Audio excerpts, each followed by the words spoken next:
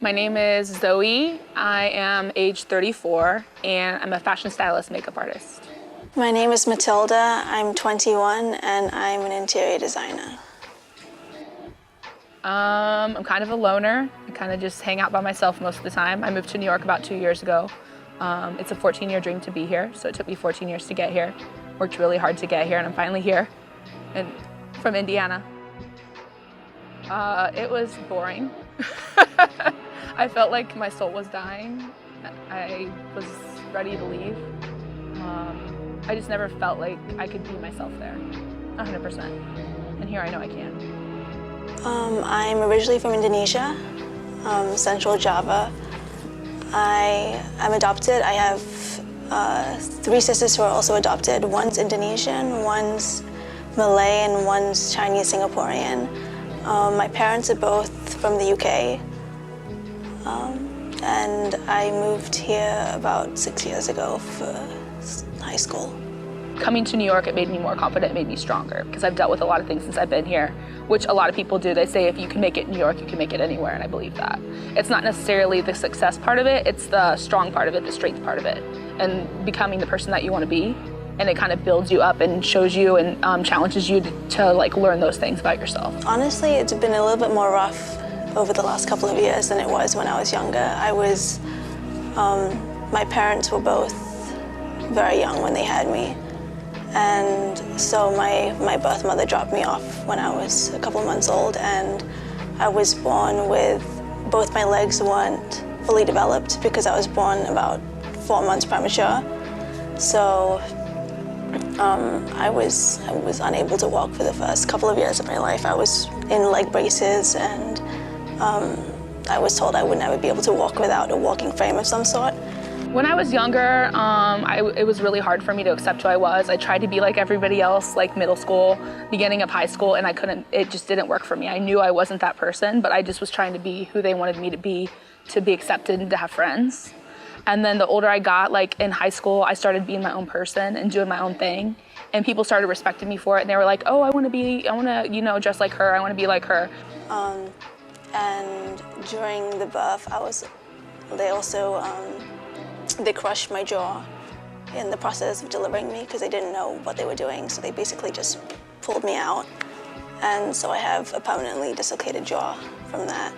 I've always been like a big supporter on confidence and believing in like who you are and like the kind of person that you are, and you should accept who you are and be who you are. And I'm trying to tell other people that, because I meet like young girls when I'm doing their makeup or whatever, and they're like, I'm so ugly and I wish I could be pretty. And I'm just like, you can be pretty. I mean, you are pretty. It's not about the makeup, it's about who you are. And about a year ago, I was scared to show people my face without makeup on. I was scared to show people, and be in front of a video camera, because I didn't want people to see, like, video cameras add weight, and I've always had weight issues my whole life. And being without makeup, I didn't want them to see, like, my flaws. I wanted them to see me perfect all the time. But the older I got, the more I was pushed, and since I've been here, I've been pushed even more to like show who I am. And like if you go on my social media now, you'll see that I show myself without makeup, and I want other women to feel comfortable and be, confident without makeup and with makeup. I mean, I'm the only one out of all my siblings who is actually interested in knowing where I came from. My sisters really they're not very interested.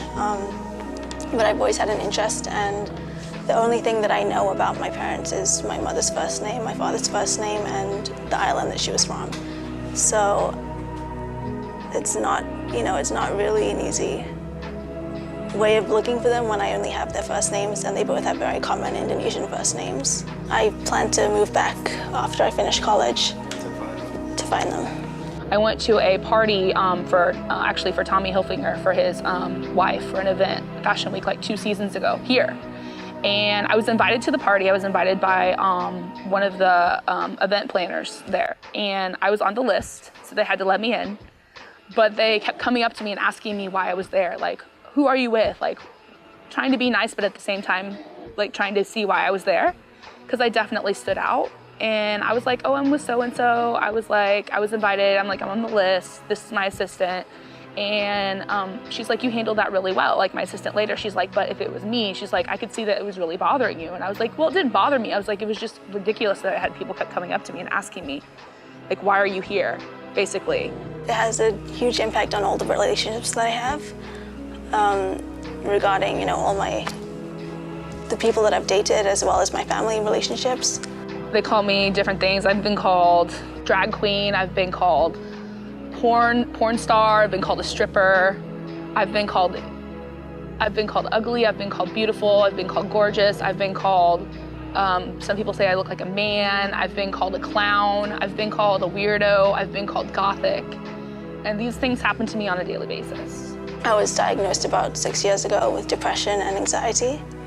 And since then, it's always, I've wondered where exactly it came from, because it sort of hit me out of nowhere, and I'm currently on medication. It doesn't bother me anymore. I'm used to it. Just brush it off. I have people that take my picture on the bus, on the subway, when I'm walking down the street. My food cart guy takes my picture. I have people at work when I'm at the register working, they just take my picture. I'm just used to it. Just the idea of one set of parents leaving me, somewhere without any information whatsoever, sort of just dropping me off and leaving me to, for someone else to come and find me. I guess I always I just really wanted to know why. I mean, or I'll just counteract on them. Like, some guy the other day was like, "You look like you're from the circus," and I was like, "Oh, are you the main attraction?" Like, I was like, "Oh, so you're the main attraction, huh?" And he's like, "No, you look good." I was like, "Yeah, I know." My mother and my father didn't really get along at some point when I was younger, and he moved away when I was about 5, 6.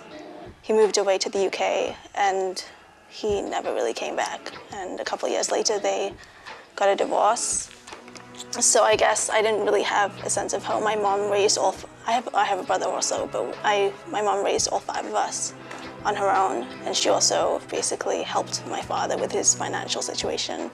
So she was, she was working back to back. She was never home. We were raised by nannies and drivers and everything else.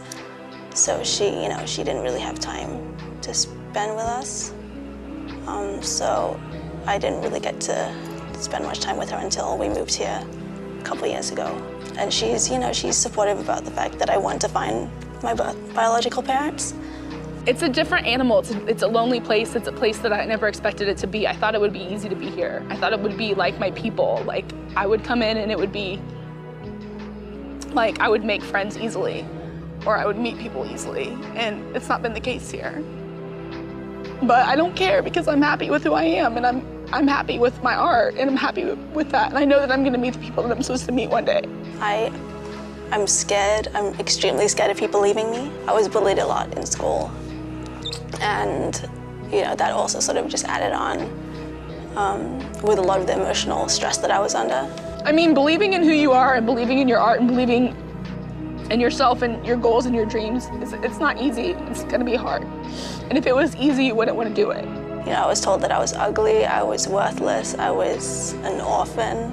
I was told that I was unwanted because all my parents left me. I was told that, I had so many issues, and that's why everyone left. And if it was easy, it wouldn't be worth anything. It'd be like, oh, I got this, now what? So, like I said, it's a struggle, and it makes me stronger every day. But the way that people talk about me and things that they say about me, I just ignore them for the most part. And it doesn't bother me to the extent, it's more the loneliness that bothers me than anything. In high school, I started running track, even though people told me that I supposedly couldn't run track because of my legs. And I made captain, I made MVP every season I ran. Because it feels like here, a lot of people are out for themselves. And they have their own world and they have their own thing going, so there's no time for anybody else. Currently, I'm modeling. I'm signed to West Haven International as a print model and runway model. And I never experienced that before. I'm from the Midwest, like we say hi to everyone. I first moved here, I was like, hey, and they're like, do I know you? I'm like, I'm not gonna do that anymore. And also I have 2 years left before I graduate college, so I'm studying interior design. And hopefully, I can design houses and residential, and so yeah. It's all about believing in yourself and believing in, who you are and what you believe in and what you think. And it doesn't matter what anybody else thinks, because they're not paying your bills and they're not the one that's supporting you and, taking care of what you need to take care of, so. But I go for runs every once in a while. I'm an artist. I draw. I do digital drawings. I do portraits. I paint. And I have a boyfriend at the moment, so, it's all coming together. I guess it took a while, but it's all coming together.